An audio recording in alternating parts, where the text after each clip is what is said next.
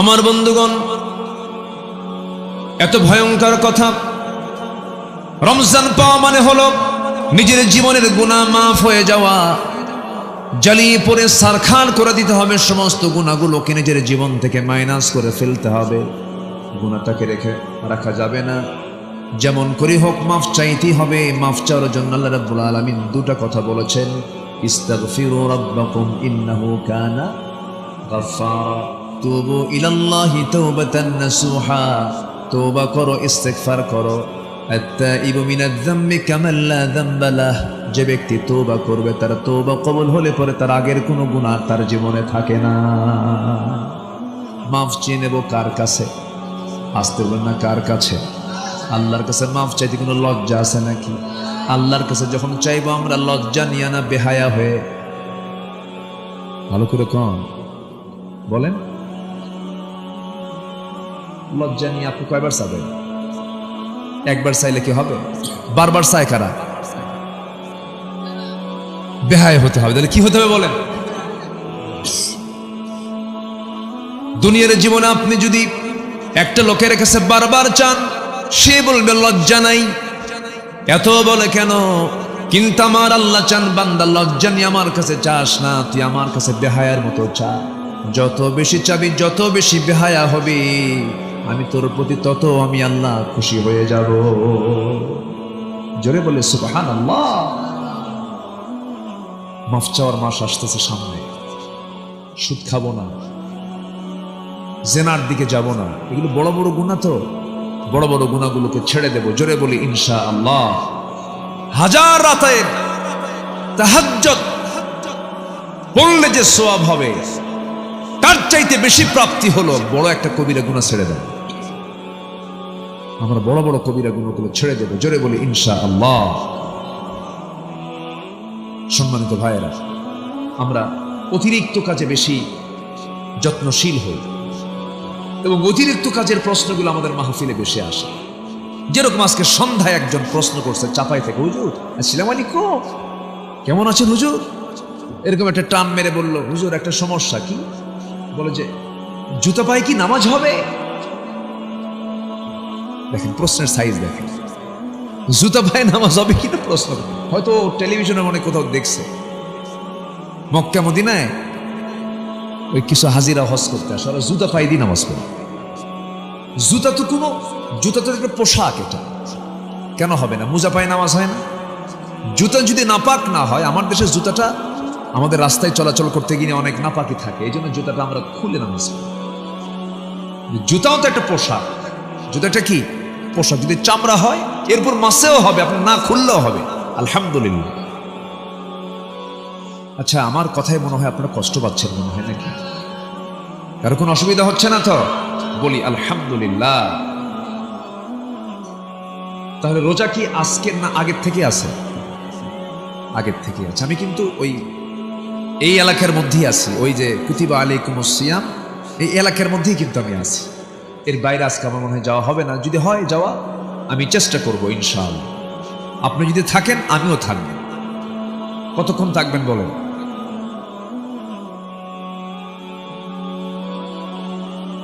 ফজর। আচ্ছা দেখা যাক, দেখি আপনাদের মানে নিলাম তো আইডিয়া, এখন দেখি কতদূর পর্যন্ত থাকা যায়। জানাজা সহ ফজর পর্যন্ত। এতক্ষণ কথা বললে মানুষ বাঁচবে। জি, খুব সুন্দর মানুষ আপনারা। বলি আলহামদুলিল্লাহ। রোজা কি আজকের শুধু না অনেক আগের?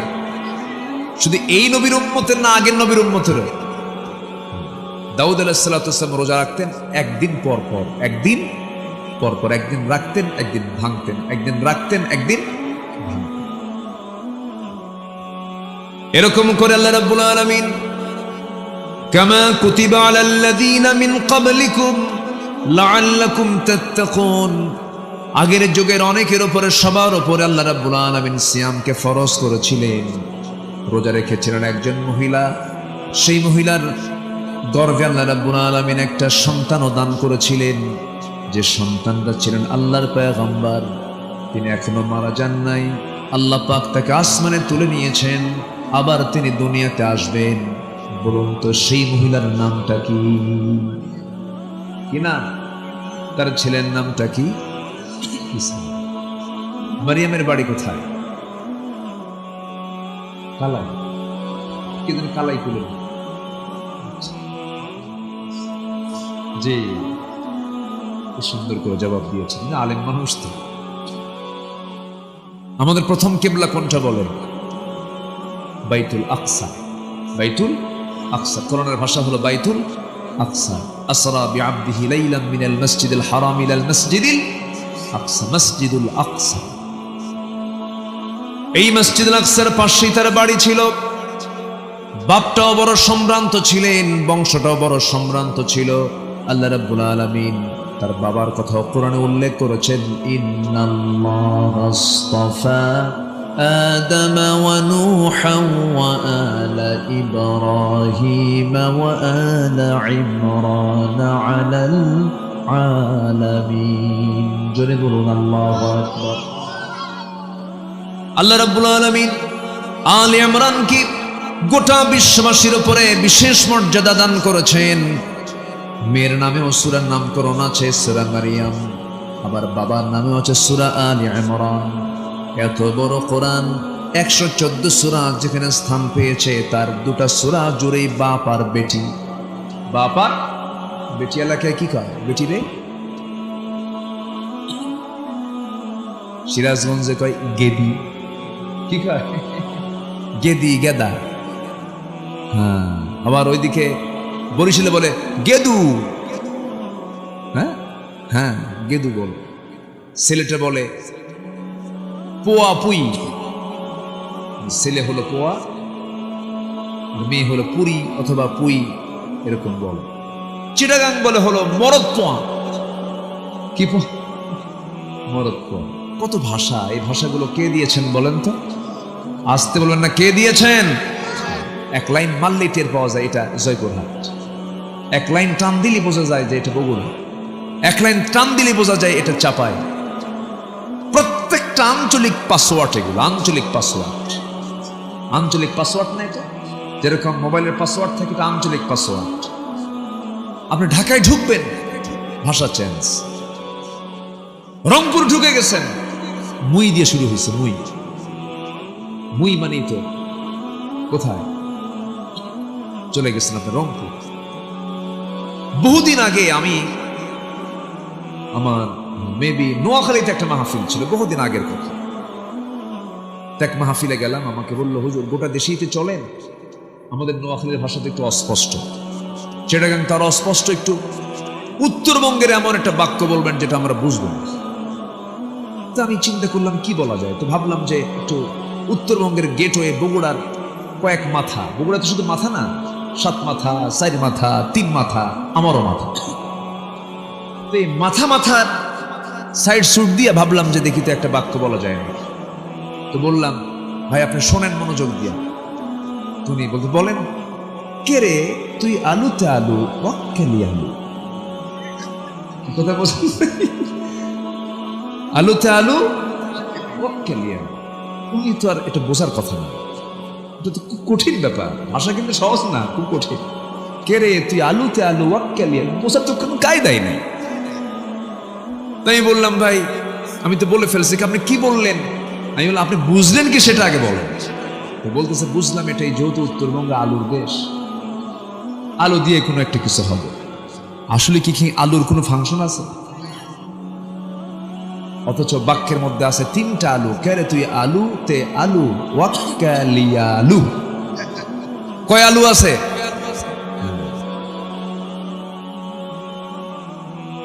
সম্মানিত ভাইয়েরা, ভাষাই, কিন্তু সকল ভাষাগুলো পৃথিবীতে বিচিত্র ভাষা। কিন্তু আশ্চর্য হয়ে যাবেন মক্কায় যখন যাবেন, গোটা পৃথিবীর সব ভাষার মানুষ মক্কার ইমামের পিছনে নামাজ পড়ে। সবাই বোঝে না? বোঝে। এই কোরআন সবাইকে এক বানায় দিয়েছে। যেরকম সুবহানাল্লাহ।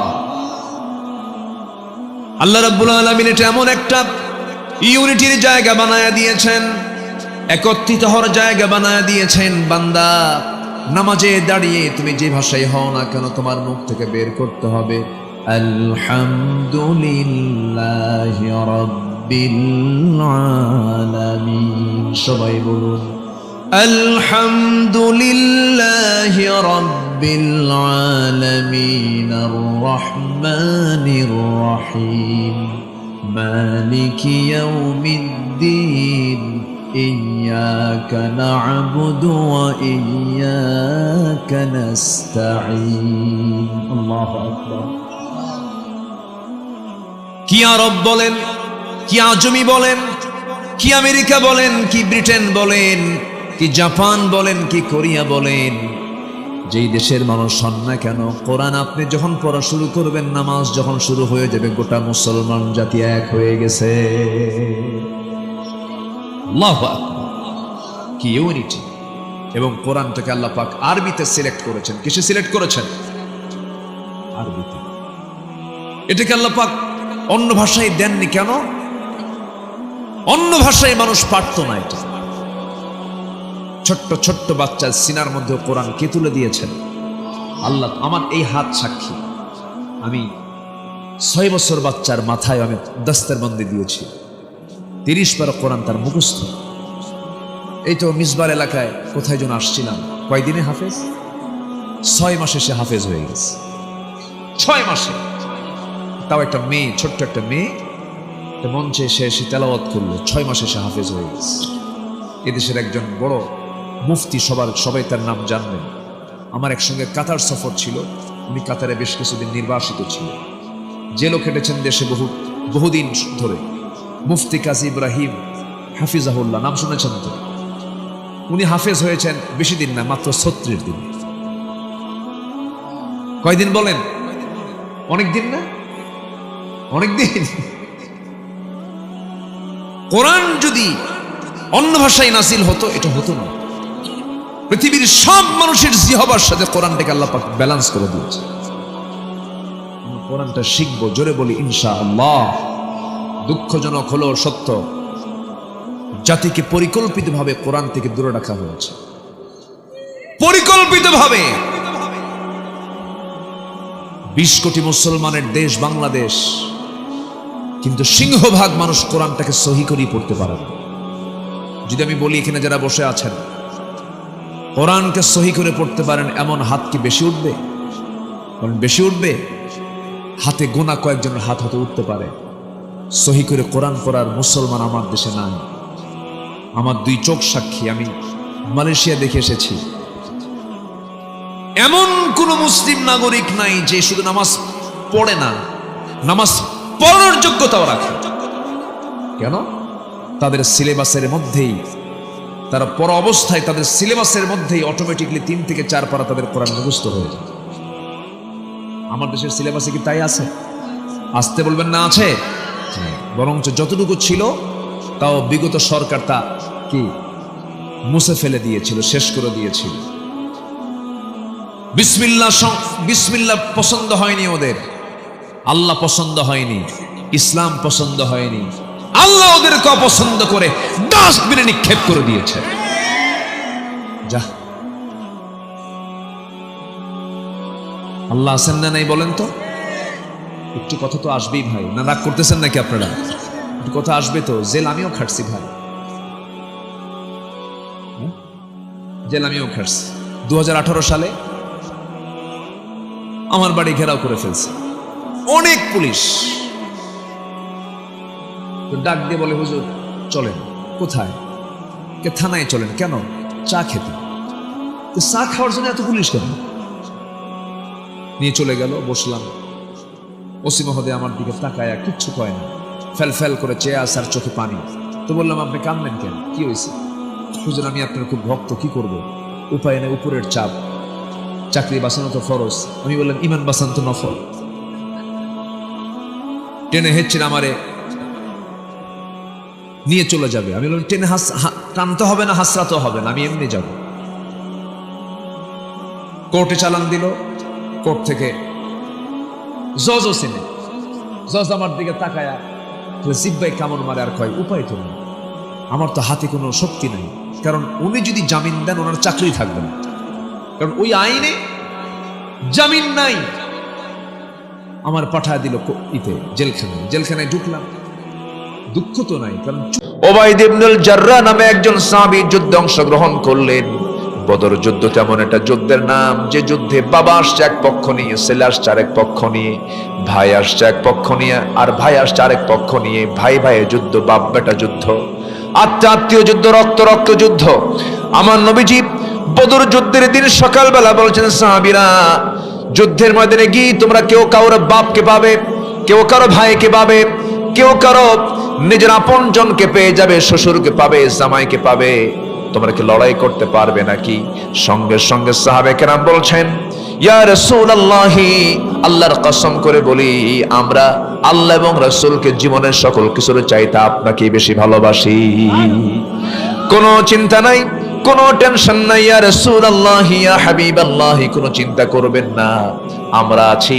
যুদ্ধের ময়দানে ওবায়দা যুদ্ধ চালাচ্ছিলেন। এমন সময় দেখা গেল ওবায়দা নিজের জন্মদানকারী বাপকে সামনে পেলেন।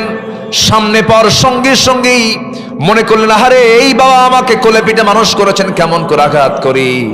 সঙ্গে সঙ্গে পরে ভাবলেন, আমার জন্মদানকারী বাপ হতে পারে, কিন্তু সে তো নবীর দুশ্মন, আল্লাহর দুশ্মন হয়ে যুদ্ধে আসছে। আজকে আমি যদি তাকে বাপ মনে করে ছেড়ে দেই, কিয়ামতের দিন আল্লাহ পাক আমাকে আসামির কাঠগড়ায় দাঁড় করাবেন।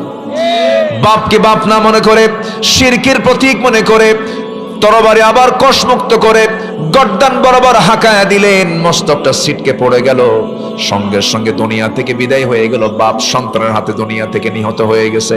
বদর যুদ্ধের পরে মুসলমানদের বিজয়ের পর সবার মুখে আনন্দ থাকলেও ওবায়দার মুখে হাসি নাই। রাসূল বলছেন, ওবায়দা হাসো না কেন হুজুর? আমার বাপ আজকে দুনিয়া থেকে বিদায় নিয়েছে। সাহাবায়ে কেরামকে রাসূল বলছেন, কারা বিদায় করেছে বলো? হুজুর, ওবায়দা নিজে তার বাপকে আঘাত করেছে। আমার নবীজি বুকের সঙ্গে জড়িয়ে ধরে বলছে, ওবায়দা আজকে তোমার জন্য আল্লাহর জান্নাত ওয়াজিব হয়ে গেছে। জোরে কোন সুবহানাল্লাহ, আরো জোরে কোন সুবহানাল্লাহ। আমার বন্ধুগণ, শাহাদাতের তামান্না সবার হৃদয়ে থাকতে হবে, শহীদি চেতনা সবার হৃদয়ে থাকতে হবে।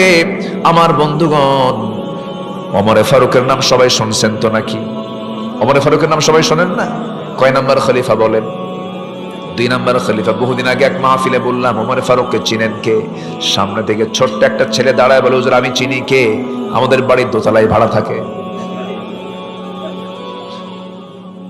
বললাম, তাই? তুমি ফার্স্ট হয়ে গেছো, তুমি যা জানছো তো উত্তর দিয়ে দিছো, ভালো। এই ওমর কিন্তু ভাড়ায় থাকা ওমর না।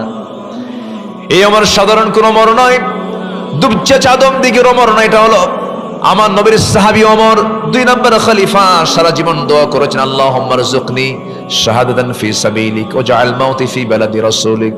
হে আল্লাহ, তুমি আমাকে শহীদে মওত দান করো, আর আমার নবীর শহরে তুমি আমারে মৃত্যু দিয়ে দাও। এই দোয়া সারা জীবন করেছেন, আল্লাহ তার দোয়া কবুলও করেছেন। ফজর নামাজে দাঁড়ায় মেরে দেওয়া হলো, মিন্স বন্ধ হলো, ঋতুস্রাব বন্ধ হলো, পেটে বাচ্চা চলে আসলো। ফয়সালা কার? 6 মাস হয়ে গেছে, বাহ্যিক সিমটম গুলো দেখা দিয়েছে, হলদেটে চেহারা হয়ে গেছে, বাচ্চা পেটে চলে আসছে। সবাই বলা বলি করলো, ও মারিয়াম, তুমি এমন সম্ভ্রান্ত পরিবারের মেয়ে হওয়ার পরে এমন ঘটনা ঘটলো কেন? তিনি বললেন, কিছুই তো ঘটে না, আল্লাহ ঘটায় দিয়েছেন।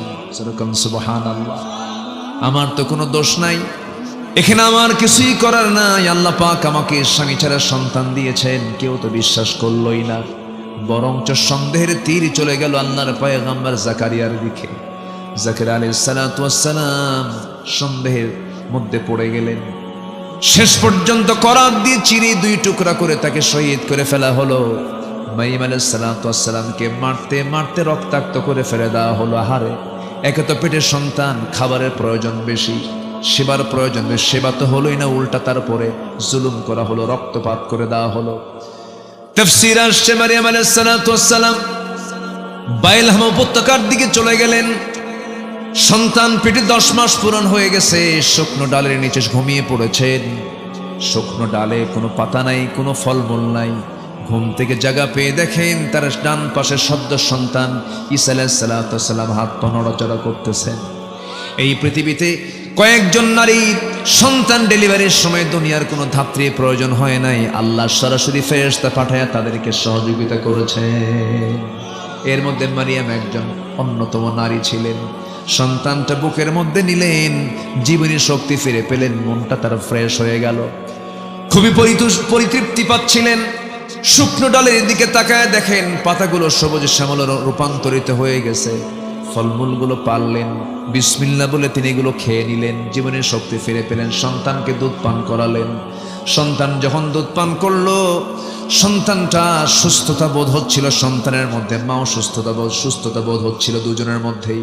এমন সময় অর্ডার হয়ে গেল, মারিয়াম লোকালিটিতে চলে যাও, মানুষের মাঝে চলে যাও। আল্লাহ কেমনে যাব, কিভাবে যাব? এতদিন গালি শুনেছি আমি একা, এখন সন্তান সহ গালি শুনবে, কেমন করে যাব? আমি কি জবাব দেব? আমি তো কোনো জবাব দিতে পারবো না। আল্লাহ সঙ্গে সঙ্গে বলছেন, মারিয়াম কোনো জবাব দেওয়া লাগবে না, কারণ তুমি সেই সময় বলবে আমি রোজা আছি। আল্লাহ তাকে জানায় দিচ্ছেন, ক্বালাত ইন্নী নাযারতু লিররহমানি সাওমা, আমি রোজাদার, আমি কোনো কথা বলবো না। এখন বলুন তো, রোজা কি আজকের না আরো আগের? আজকের না আরো আগের? আমি রোজা আছি, আমি কোনো কথা বলবো না। আমরা যে রোজাটা রাখি আমরা হয়ে যাবে, কারণ যে ব্যক্তি মিথ্যা বলবে, যে ব্যক্তি গীবত করবে, যে ব্যক্তি শিকায়েত করবে, যে ব্যক্তি পরশ্রীকাতরতা করবে, যে ব্যক্তি মিথ্যা সাক্ষী দেবে, ওই বান্দার রোজা কবুল হবে না।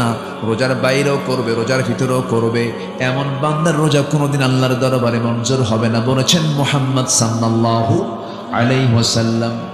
আমার ভাইয়েরা, এই জন্য প্রকৃত রোজাদার হওয়ার জন্য জিহ্বাকে সংযত করতে হবে, নফসের পরিশুদ্ধতা আনতে হবে। পরিশুদ্ধিতা কাকে বলে?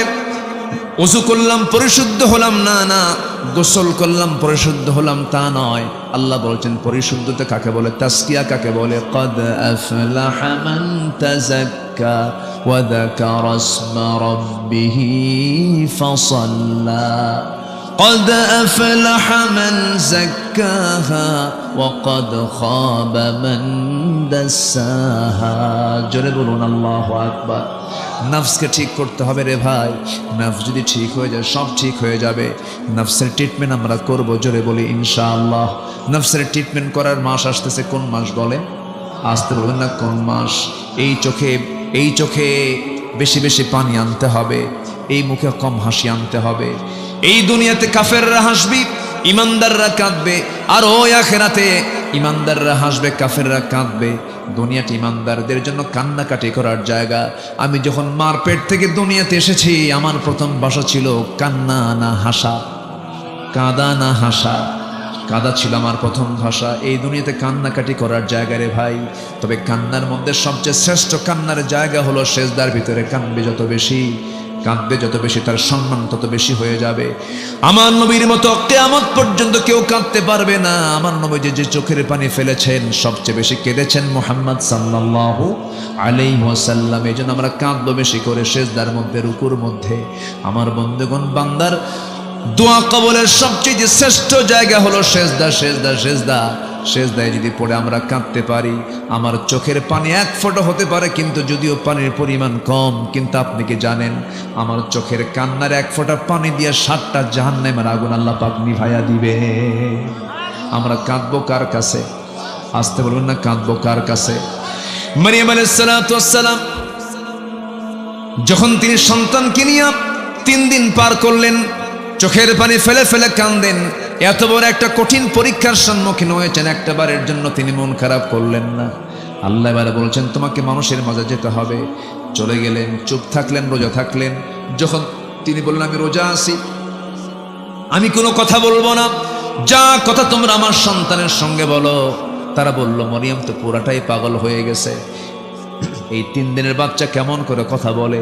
মরিয়ম তো পাগল হয়ে গেছে। একজন ইনসাল্ট করে, হেও করে, হাসির স্থলে বলে ফেলতেছে, ও সন্তান, তোর মা বলে তোর সঙ্গে কথা বলতে, তোর পরিচয়টা কি তুই বলতো? সঙ্গে সঙ্গে দোলনায় থাকা ছোট্ট ঈসা আলাইহিস সালাতু ওয়াস সালাম দোলনা থেকে জবাব দিচ্ছেন। কোরআন বলতেছে, قال إني عبد الله آتاني الكتاب وجعلني نبيا। জোরে বলুন আল্লাহু আকবার। আমি হলাম আল্লাহর গোলাম, আল্লাহ পাক আমাকে ইনজিল কিতাব দান করেছেন, আর আমি হলাম নবী। খবরদার, আমার মা নবীর মা, খবরদার খবরদার, আমার মার সঙ্গে তোরা বেয়াদবি করতে পারবি না। যেরকম আল্লাহু আকবার। এতদিনের ধৈর্যের পুরস্কার এতদিন ধৈর্যের পুরস্কার দিয়ে দিলেন মারিয়ামকে। তিনি কে? ধৈর্যের পুরস্কার কে দেন? আসতে বলবেন না, কে দেন? আমার মা আপনাকে গালি দেবে, আপনার প্রতিবেশী আপনাকে কষ্ট দেবে, আপনার আত্মীয় আপনাকে অযাচিত কথা বলবে, সেই সময় আপনি মারিয়াম হয়ে যাবেন। কি হয়ে যাবেন? মারিয়াম হয়ে যাবেন। স্বামী আপনাকে কষ্ট দেবে, আপনি তখন আসিয়া হয়ে যাবেন। স্বামী অসুস্থ হয়ে পড়েছে, তখন আপনি রহিমা হয়ে যাবেন। এমন কোন আদর্শ নাই যে আদর্শের জন্য একজন করে আল্লাহ পাক মডেল বানান নাই। খাদিজার চরিত্র একরকম, রহিমার চরিত্র একরকম, আম্মা জান আয়েশার চরিত্র একরকম। এই জন্য আমার মা মাহফিলে যারা বসে আছেন, আমি তাদেরকে লক্ষ্য করে বলছি, আসিয়ার মতো মহিলা হন, খাদিজার মতো মহিলা হন, তাদের আদর্শকে লালন করুন। আসিয়ার মতো ধৈর্যশীল ইমানদার হন। স্বামী তাকে প্রেসার করতেছে, ইমান ছেড়ে দাও। আসিয়া বলতেছেন, স্বামী আমার, আমি আপনাকে সম্মান করি, জান দেব, কিন্তু ইমান কখনো দিতে পারবো না। জোরে কোন সুবহানাল্লাহ। এরকম করে করে এই সমস্ত জান্নাতি নারীদের ইতিহাসগুলো টানুন। ইমরাত ফিরাউন এবং মারিয়ামের জীবনীটা আল্লাহ রাব্বুল আলামিন জানতে বলেছেন, তাদেরকে মডেল বানায় দিয়েছেন। এই জন্য আমার মায়ের আজকের মাহফিলে যারা আসছেন, দুজন মহিলার যখন ইতিহাসটা টানলাম, সূরা তাহরিমের শেষ দিকে আল্লাহ রাব্বুল আলামিন দুজন মহিলার জীবনীটা টেনেছেন। আমার মায়েরা, এই মারিয়াম আলাইহিস সালাতু ওয়াস সালাম যখন সামনে দাঁড়িয়ে যখন দেখতে পেলেন সন্তানটা তার সকল প্রশ্নের জবাব দিয়ে ফেললো, উপস্থিত সবাই জিহ্বায় কামড় মেরে বলে ফেললো, আহারে কত বড় ভুল করে ফেললাম। আল্লাহর নবী জাকারিয়াকে আমরা কেমন করে দুনিয়া থেকে বিদায় করে দিলাম। মরে যাওয়ার পরে, মেরে ফেলার পরে আফসোস করলে কি সেটা কি আর ফেরত পাওয়া যায় নাকি? আসতে পারে ফেরার, সেটা কি ফেরত পাওয়া যায় নাকি? ফেরত পাওয়া যায় না। আমার বন্ধুগণ, এই প্রেক্ষাপটগুলো টানার মূল লক্ষ্য ছিল, রোজা তো আমরা থাকি, এই রোজাটা আজকের না আগে, আজকের না আগে। মারিয়াম রোজা রেখেছেন খাওয়ার না কথা বলার। আমরা কথারও রোজা রাখবো এবং খাওয়ারও রোজা রাখবো। না খেয়ে থাকবো, আবার না কথা বলে থাকবো। কি কথা বলবো না? মিথ্যা বলবো না। কি কথা বলবো না? গীবত করবো না। যখন কেউ নিজের ইচ্ছায় কোনো গন্ডগোল করতে আসবে, সেই সময় বলবো, সাবধান সাবধান, ইন্নী সাইম, আনা সাইম, আমি রোজাদার, আমি রোজা আছি, আমি কোনো কথা বলবো না।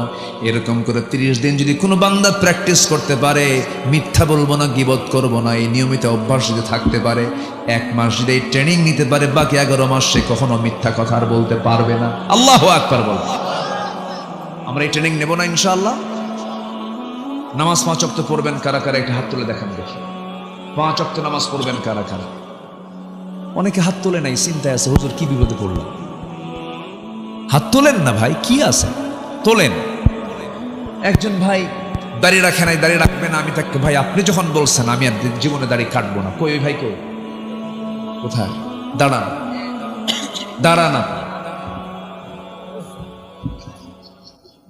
দেখছেন, উনি কিন্তু ওয়াদা করছে, যদি দাড়ি না রাখে আমারে ফোন দিবে।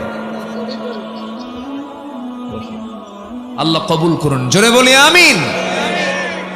আপনি কি জানেন দাড়ির মর্যাদা কত? দাড়ির মর্যাদা কত? আল্লাহু আকবার বলেন। দাড়ি রেখে দিবেন, কিন্তু সালমান এফ রহমান মার্কা দাড়ি না। কিন্তু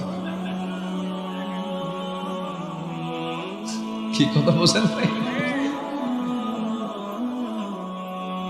হাই রে হাই, বাসার জন্য দাড়িটা কাটলো, তাও হয়নি। ভুল করে যাবার নৌকায় চড়ছে।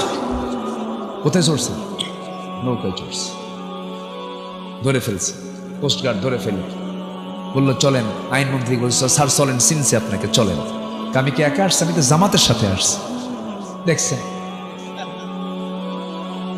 কত বড় বদমাইশ সেগুলো, যারা নিজের প্রয়োজনে দাঁড়িয়ে রাখে, নিজের প্রয়োজনে দাঁড়িয়ে রাখে, আবার কাটে।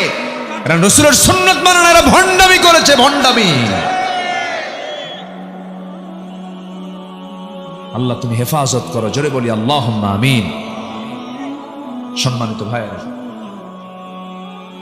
মান সামা রমাদানান ঈমানান ওয়া ইহতিসাবান গুফিরা লাহু মা তাকদ্দামা মিন যামবিহি, যে ব্যক্তি ইহতিসাবের সাথে, যত্নের সাথে, হিসাব করে, হালাল হারাম বাছাই করে যদি কেউ সিয়াম এবং কিয়াম করতে পারে, মান সামা ওয়া মান কামা করতে পারে, তার আগের পরের সব গুনাহ আল্লাহ পাক মাফ করে দিবেন। এটা ছোটখাটো অফার, অনেক বড় অফার। এই রমজানকে আমরা জীবনের শেষ রমজান মনে করব, জোরে বলি ইনশাআল্লাহ। আল্লাহুম্মা বারিক লানা ফি রজব ওয়া শাবান ওয়া বাল্লিগনা রমাদান। আল্লাহ তুমি আমাকে রমজান পর্যন্ত পৌঁছায়া দাও। নবীজির দোয়া থাকতো এই শাবান মাস আসলে, রজব মাস আসলে পরে আমরা এই দোয়াটা চালায়া যাব, জোরে বলি ইনশাআল্লাহ। আল্লাহ আমাকে কি দেননি? অসুখ দিয়েছেন কে? আবার অসুখের ওষুধ দিয়েছেন কে? ওষুধ কি কোম্পানি বানায়? কোম্পানি যা বানায় সব কাট দেওয়া। আল্লাহ নিজেও সরাসরি ওষুধ দিয়েছেন, কিন্তু সে ওষুধ তো ভালো পাই না আমরা। সে ওষুধটা হলো মৌমাছির কি বলেন? মৌমাছির কি? মধুকে কে কে আহরণ করে বলেন? মধু কে নিয়ে আসে? মৌমাছি না মাছি? মাছি না মৌমাছি? মৌমাছি কয় জায়গায় বসে? মাছি মাছি কয় জায়গায় বসে? মাছি মুখ দিয়ে যা খান ওটা তো বসে, মাছি পিছন দিয়ে যা বের করেন সেখানেও বসে। এটা হলো মাছি। ওর কোনো জাত নাই, বেজাত। আর মৌমাছি কি? কয় জায়গায় বসে? না পাকে বসে না পাকে বসে? পাকে বসে। আমরা কি হব, মাছি না মৌমাছি? মাছি হলো মুনাফিক, আর মৌমাছি কি? মুমিন। হ্যাঁ, মৌমাছি কি? মুমিন। আমরা মৌমাছি হব না মাছি হব? আরো সহজ করে দেই, এই এলাকায় আলু আছে, আলু আছে না? আলু আলু দু প্রকার, একটা হলো গোল আলু, এটা কি আলু কন, আরেকটা হচ্ছে মিষ্টি আলু, ওটা কি বলে এলাকায়? শেখা আলু। শেখা আলু যদি আপনি খেতে চান, সম্মানিত বন্ধুগণ, সম্মানিত ভাইয়েরা, আলেমদের সম্মান রক্ষার দায়িত্ব কার? আসতে বলবেন না কার? একজন নবী যিনি খুব রাগী ছিলেন, আল্লাহর সঙ্গে ডাইরেক্ট কথা বলতেন, সেই নবীর নাম কি? ওরে বাড়ি কি আশেপাশে নাকি? এত জোরে বললেন যে? আল্লাহু আকবার। খুব পাওয়ারফুল নবী ছিলেন, খুব পাওয়ার। এই নবীর বিরুদ্ধে একবার ফেরাউন করলো কি, একটা অভিযোগ দিল। কি অভিযোগ দিল? শারীরিক ত্রুটির একটা অভিযোগ দিল। ওটা নবী যদি হয় ওরকম ত্রুটি হবে কেন? কি ত্রুটি? ত্রুটিটা হলো একদম গোপন জায়গার কথা বলছে। বলল যে মুসার অন্ডকোষ একটা ছোট একটা বড়। কি কথা কি বুঝতেছেন? সহি বর্ণনা কিন্তু এটা। বলল যে এটা ছোট একটা বড়। বলেন তো এই নবীর কানে যদি এই সংবাদ যায়, যেটা নাই ওনার, তাহলে কিরকম রাগ হতে পারে ওনার? বলেন তো। এই নবী কি মেজাজি কম না মেজাজি বেশি? খুব রাগ ছিল তার। তিনি যখন খেপে যেতেন চুলগুলো খাড়া হয়ে টুপি ভেদ করে চলে যেত, এত রাগ ছিল তার। এই রাগগুলো সব লেগেছে হলো ফেরাউনের বিরুদ্ধে। রাগের দরকার আছে না নাই? আল্লাহর পয়গম্বর মুসা আলাইহিস সালাম যখন শুনলেন যে তার বিরুদ্ধে এই অভিযোগটা দিয়েছে, শারীরিক ত্রুটির অভিযোগ দিয়েছে, উনি বললেন, আল্লাহ শোনো, আমি তোমার নবী, তো আমার তো মান সম্মান আছে। এই যে একটা অপবাদ সে দিল, আমার তো আল্লাহ সব ঠিকই আছে, তুমি তো ঠিকই করছো, তো এটা তো আমার দুর্নাম হয়ে যাচ্ছে। পৃথিবীতে যত পয়গম্বর এসেছেন সমস্ত পয়গম্বররা হচ্ছেন সবচেয়ে সুন্দর মানুষ, শক্তিশালী মানুষ। আল্লাহ পাক আমার নবীকে 100 জন জান্নাতি পুরুষের সমান শক্তি দিয়েছিলেন। তো বললেন, আল্লাহ শোনো, ফেরাউন আমার বিরুদ্ধে যে প্রপাগান্ডা চালাচ্ছে, এটার একটা ফয়সালা তুমি করো। আল্লাহ বলেন, তুমি চিন্তা করো না, ফয়সালা করে দিচ্ছি। এই পয়গম্বর খুব ডাইরেক্ট কথা বলতেন, মানে কথার মধ্যে একটা রসকস কম ছিল।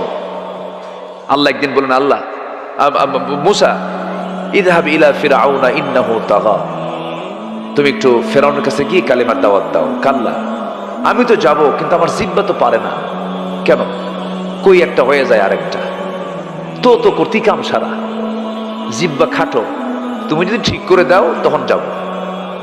আল্লাহ বললেন, ঠিক আছে, ঠিক করে দিলাম। রব্বি ইশরাহ লি সাদরি ওয়া ইয়াসসির লি আমরি। ঠিক হলো।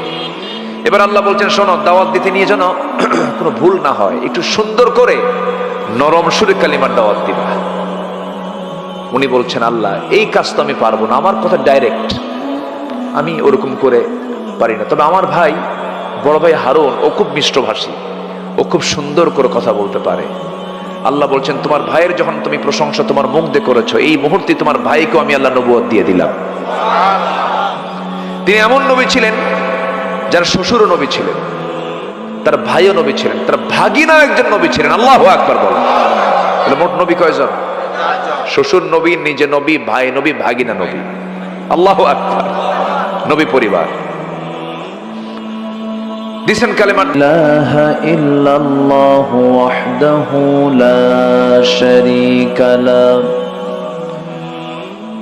ونشهد أن سيدنا وحبيبنا ومولانا محمدا عبده ورسوله الذي أرسله بالحق بشيرا ونذيرا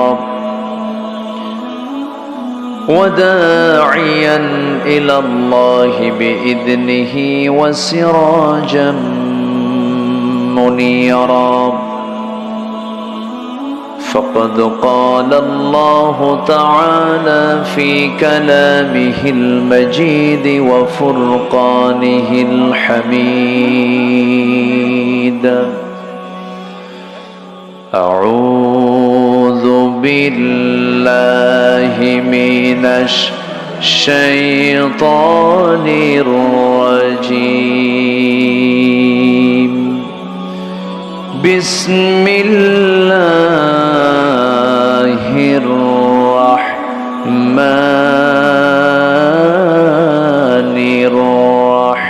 الرحيم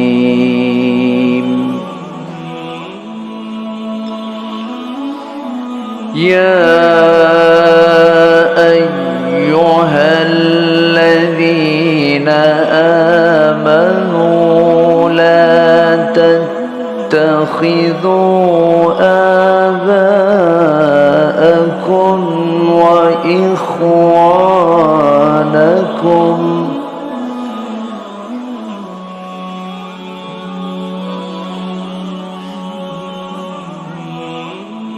لا تتخذوا آباءكم وإخوانكم أولياء إن استحبوا الكفر على الإيمان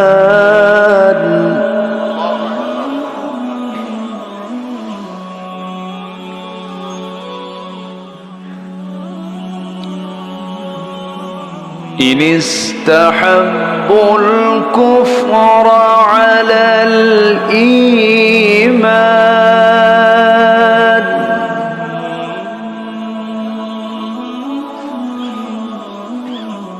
ومن يتولهم منكم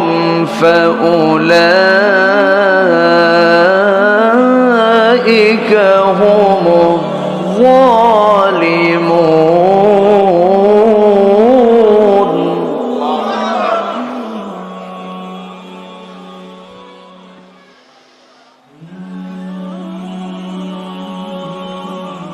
قل إن كان آباؤكم وأبناؤكم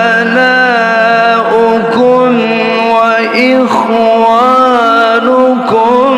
وأزواجكم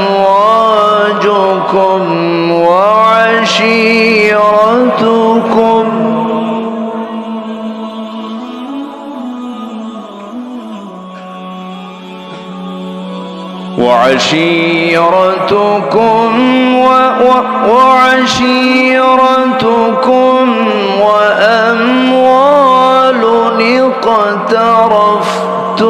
اقترفتموها وتجارة تخشون كسادها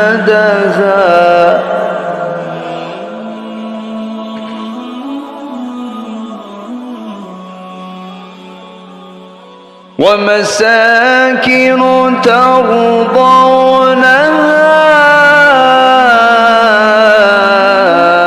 أحب إليكم من الله ورسوله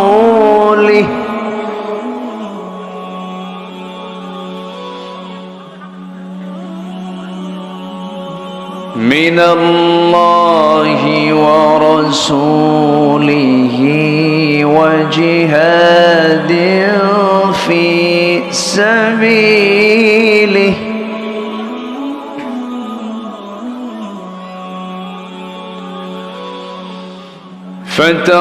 فتربصوا حتى يأتي الله بأمره والله لا يهدي القوم الفاسقين.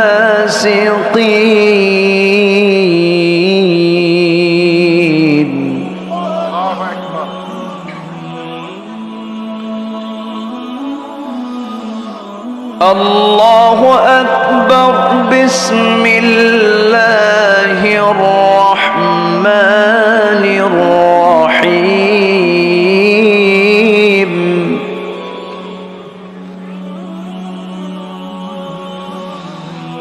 إن الله وملائكته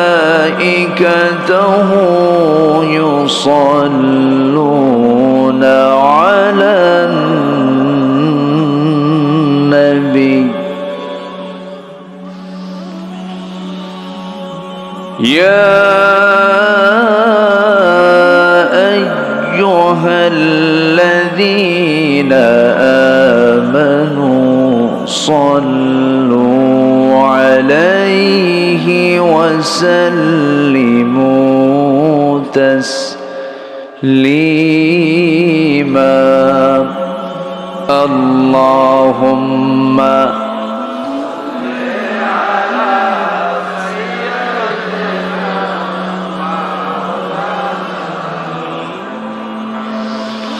وعلى آله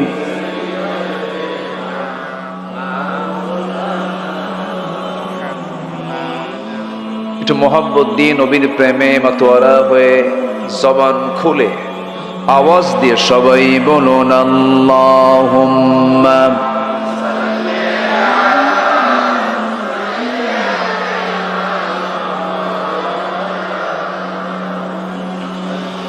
وعلى آله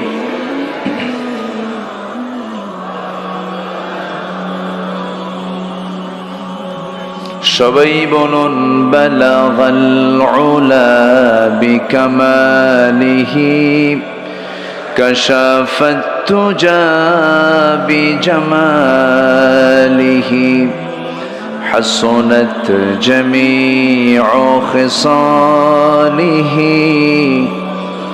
صلوا